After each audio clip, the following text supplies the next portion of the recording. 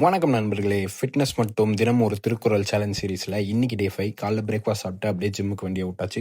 வாங்க அப்படியே இன்னைக்கான திருக்குறள் பார்த்துலாம். இருள் சேர் இருவினையும் சேரா இறைவன் பொருள் சேர் புகழ் புரிந்தார் மாட்டு.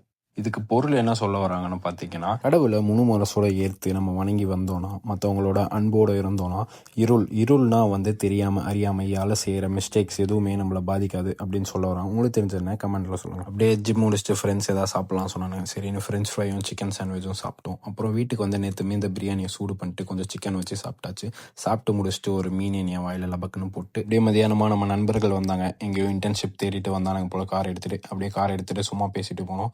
இப்போ பார்த்தா எல்லாருமே இன்டர்ன்ஷிப் தேடிட்டு இருக்காங்க. நானும் இன்டர்ன்ஷிப் தேடிட்டு தான் இருக்கேன். லக்கிலி நான் பெங்களூர் போவேன்னு நினைக்கிறேன். போனால் அவங்களுக்கு பெங்களூர் சீரிஸ் வரும்.